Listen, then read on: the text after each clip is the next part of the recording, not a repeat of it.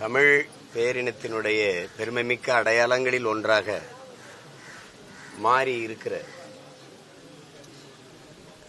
தினத்தந்தி நாளேட்டினுடைய நிறுவனர், உடல் மண்ணுக்கு உயிர் தமிழுக்கு என்று உறக்க முழக்கமிட்ட தமிழர் தந்தை ஐயா சீபா ஆதித்தனார் அவர்களுடைய அன்பு மகன், இதழியல் உலகில் வேந்தராக விளங்கிய பெருந்தகை, இந்த நாட்டினுடைய ஒலிம்பிக் சங்கத்தினுடைய தலைவராக 2 முறை இருந்து எண்ணற்ற வீரர்களை உருவாக்கிய மகத்தான மனிதர்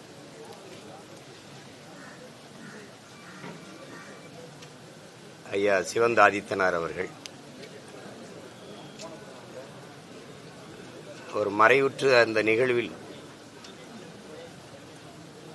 நான் வந்து பார்த்த நிகழ்ச்சி, கணக்கில்லாத இஸ்லாமிய பெருமக்களும் எண்ணற்ற இளம் வயது விளையாட்டு வீரர்களும்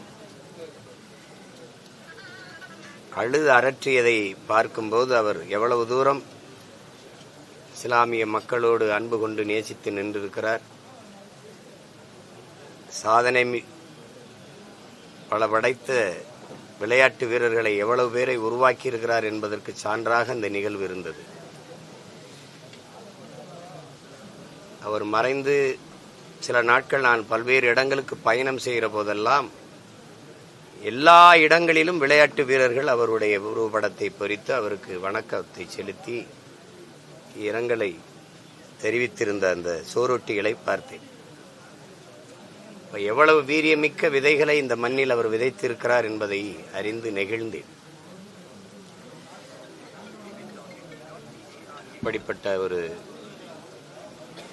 மதிப்புமிக்க தமிழர், அவருடைய நினைவை போற்றுகிற நாள் இது.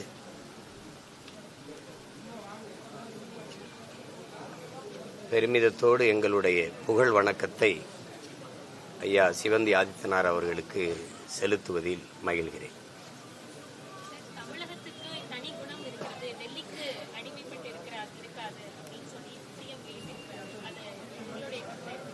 தமிழர்களுக்கு தான் தனி குணம் இருக்குது, தமிழகத்துக்கு எங்க இருக்குது? தமிழகத்துல யாரு அப்படிலாம் தனித்த குணம் படைத்தவர்கள் ஒன்றும் அப்படிலாம் ஒன்றும் இல்லையே.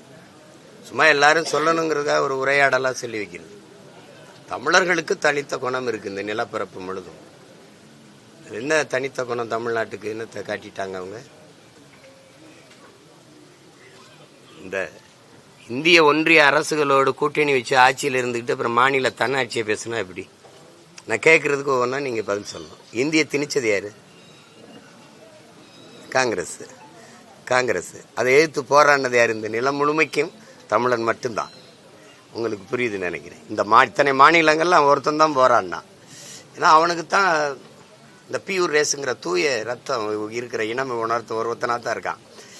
அப்ப போராடும் போது திருப்பி எவன் இந்திய திணிச்சானோ அவனோட கூட்டணி வச்சது யாரு? அற்ப தேர்தல் அரசியல் பதவிக்காக, வெற்றிக்காக, பதவிக்காக இந்த கட்சிகள் தான். இந்த மாநில உரிமையெல்லாம் பறித்து கொண்டு போன பெருமக்கள் யாரு? இந்த கட்சி தான், காங்கிரஸ் தான்.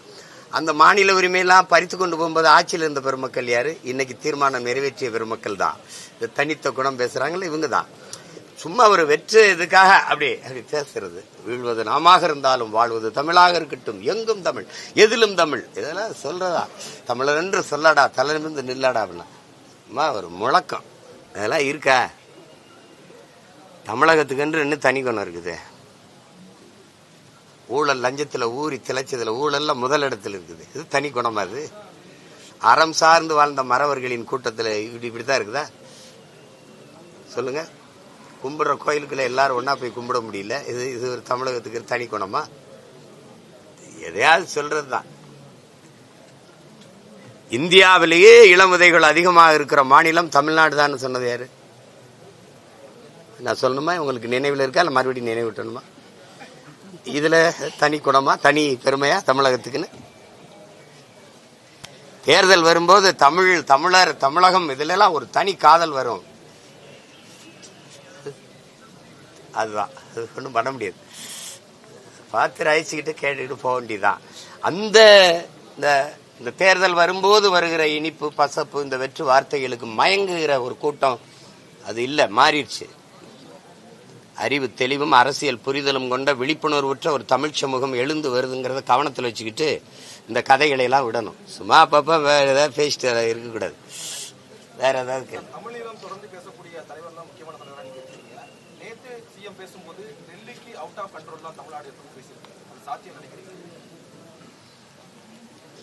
இவ்வளவு நாள் அப்படி இருந்திருக்கா? அவுட் ஆஃப் கண்ட்ரோல் என்ன பண்ணும்? என்னை பாருங்க, முக்கியமான பேரிடர் காலங்களில் நிதி தர மாட்டேங்கிற, எங்களுக்கு தர வேண்டிய நிதியை தரல, அதனால ஆசிரியர்களுக்கு சம்பளம் கொடுக்க முடியல, சில முக்கியமான திட்டங்கள் நிறைவேற்றப்பட முடியாமல் இருக்குது, அதனால என் மாநில வரி உனக்கு தர முடியாதுன்னு சொன்னது அவுட் ஆஃப் கண்ட்ரோல். அது அவன்கிட்ட கொடுத்துட்டு அவரை தரலைன்னு நெஞ்சிலை வயிற்றுல அடிச்சுட்டு புலம்புறது அவுட் ஆஃப் கண்ட்ரோல் இல்லை, அண்டர் கண்ட்ரோல். புரியுதா? சொல்றது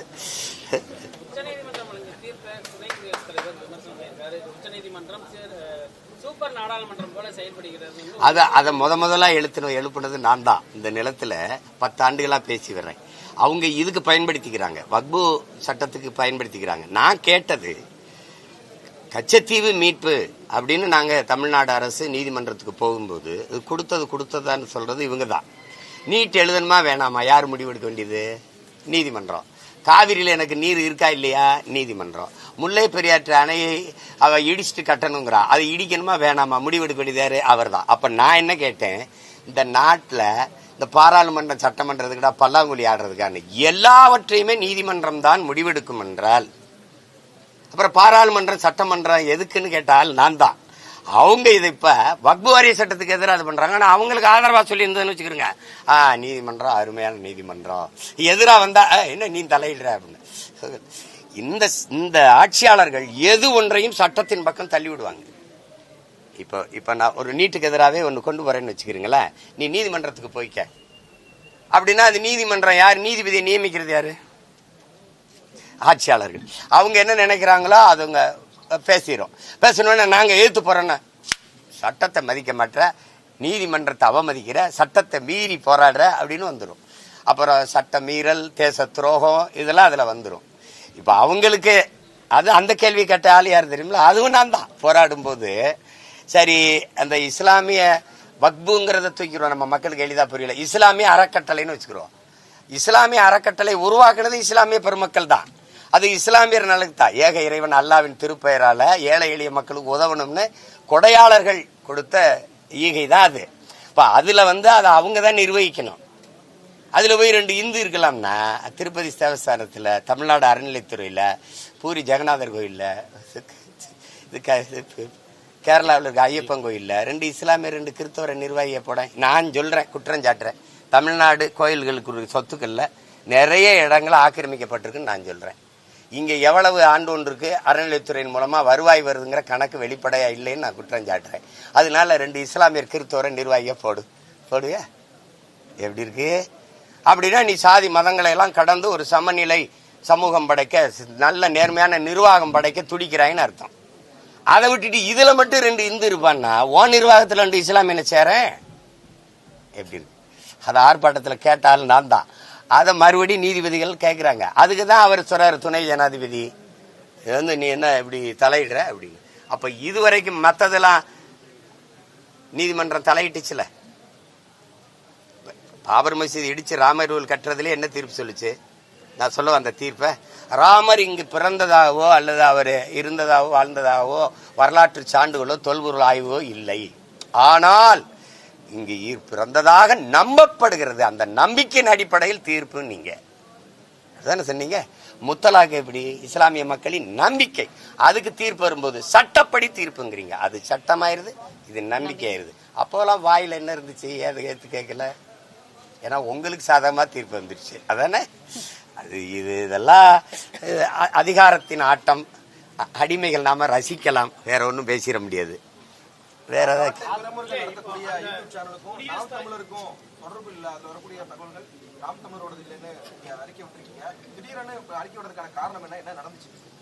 இல்ல அது உண்மையிலே அது அவர் தம்பியுடைய தனிப்பட்ட வலையொலி. அது எல்லாரும் என்ன நினைக்கிறாங்கன்னா அவர் பேசுறதெல்லாம் இப்படி பேசுறாரு, உங்களுக்கு தெரியாம பேசுற. இப்படி என் பக்கத்தில் நிக்கிறாரு, கேளுங்க தம்பி, இப்படி பக்கத்தில் நிக்கிறாரு என் தம்பி, அவர் ஒரு கருத்தை பேசுறாரு, அது கட்சியின் கருத்தா பார்க்கப்படுது. அப்படி பார்க்க முடியாதுல்ல, அது பார்க்க முடியாது. அவர் தனிப்பட்ட வலைவலி, அதை தெளிவுபடுத்த வேண்டியிருக்கு. உங்களுக்கு தெரியாமையா பேசுறாரு, நீங்க சொல்லாமையா பேசுறாரு அப்படின்னா, இல்ல உண்மையிலே அது எனக்கு தெரியாது. அது அவர் ஒரு கருத்து வச்சிருக்கிறாரு, அந்த கருத்தை அவர் வலைவலியில பதிவு பண்றாரு. அதை தெளிவுபடுத்தணுங்கிறதுக்காக தான் அந்த அறிக்கையை கொடுக்க வேண்டியதாச்சு. இப்ப குழப்பம் இல்லை, புரியுதா?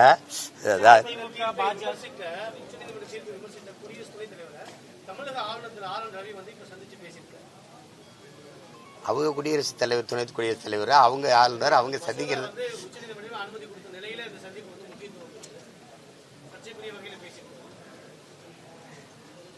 அது அந்த சந்திப்ப நாம போய் என்ன கருத்து சொல்ல முடியும்? ஏன் சந்திக்கிறீங்க, எதுக்கு சந்திக்கிறீங்க, யாரை கேட்டு சந்திக்கிறீங்களா நம்ம கேட்க முடியாது.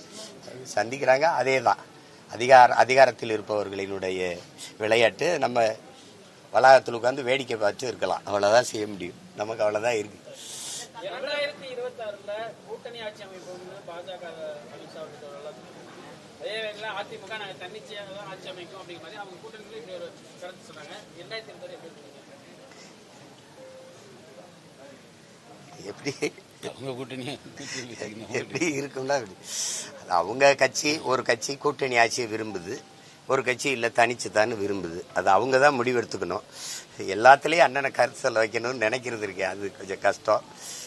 என்னகிட்ட கேளுங்க, நான் தனிச்சு போட்டிடுவேன், நீ என்னென்ன செய்வாயின்னு கேளுங்க, நான் சொல்கிறேன். நான் போட்டிடுவேன், போட்டிக்கு தயாராகிட்டு இருக்கேன். இவங்கெல்லாம் தேர்தல்னு அறிவிக்கிறதுக்கு முன்னாடியே நான் பாதி வேலையை முடித்து களத்தில் போய் வேலை செய்ய தொடங்கிடுவேன். சின்னத்துக்காக காத்திருக்கேன், வந்தோடனே இறங்கிடுவேன். அப்புறம் நீங்கள் அதுக்கப்புறம் இந்த கேள்வியை கேட்க மாட்டீங்க, அண்ணன் நீங்கள் தரிசுதான் போட்டிவிடுவீங்களா அப்படி கேட்க மாட்டீங்க. வேற ஒவ்வொருத்தரா தனித்துங்கிற வார்த்தையை தவிர்த்துருங்க. அதாவது லாவோட்ஸ் சொல்றான் பாருங்க, மக்கள்கிட்ட போ, மக்கள்கிட்ட கத்துக்க, மக்கள்கிட்ட என்ன இருக்கோ அதை வச்சு தொடங்கு, மக்களை போராட தயார் செய்யி, மக்களையே வென்று முடிக்கவை, மக்களையே சொல்றா, நாங்க தான் வென்றோம்னு சொல்றா அப்படிங்கிறான். அந்த அரசியலை செய்ய வந்திருக்கோம். அதுக்கு ஏதாவது சான்று இருக்கானா? அதுதான் ஜல்லிக்கட்டு போராட்டம். யாராவது போராட தூண்டிங்களா? அவனே அதுதான் டங்ஸ்டன் தொழில் சுரங்கத்துக்கு எதிராக போராடி வென்றது. அதுதான் மக்களிடமிருந்து மக்களுக்காக வந்த பிள்ளைகள் மக்களுக்காக தான் நிற்க முடியும், மக்களோடு தான் நிற்க முடியும். நீங்க கட்சி, அதான் சொன்ன, திரும்ப திரும்ப சொல்றேன், தேர்தல் அரசியல், கட்சி அரசியலை செய்யறவர்களுக்கு தான் இது தேவைப்படும். கூட்டணி தலைமைகள் அதெல்லாம் தேவைப்படும். மக்களுக்காக மக்கள் அரசியல் செய்ய வந்தவனுக்கு மக்களோடு தான் நட்பு உறவு இருக்க முடியும், கூட்டணி இருக்க முடியும். தனிச்சுன்னு கிடையாது.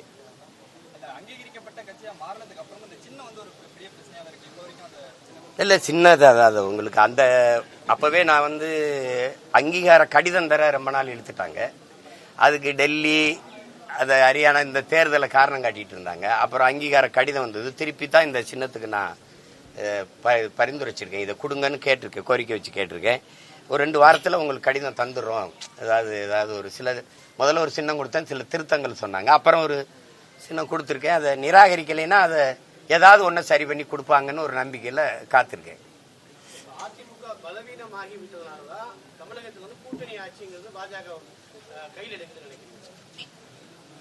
அப்படி சொல்லையே தம்பி ஆதவர்ஜனா கூட்டணி ஆட்சி சொன்னாரு. அப்ப திமுகவோட யாரோட இருந்தாலும் கூட்டணி ஆட்சின்னு சொன்னாரு. அப்ப திமுக பலகீனம் ஆயிடுச்சுன்னா அது ஒரு கோட்பாடு, அது ஒரு கோட்பாடு. இதே அதிமுக, இதே திமுக இங்க கூட்டணி ஆட்சியை மறுக்கிற நீங்க இந்திய ஒன்றிய ஆட்சியில போய் அந்த கட்சிகளோட பதவி வாங்கிட்டு கூட்டணி ஆட்சியை ஏன் உட்கார்றீங்க?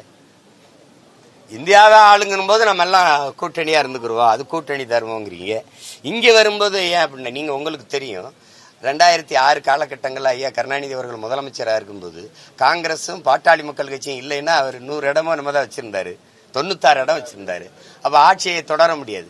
அப்ப பாமகவுக்கோ அல்லது காங்கிரஸுக்கோ ஒரு மந்திரி பதவி கேட்டிருந்தா கொடுத்துருக்கணும்.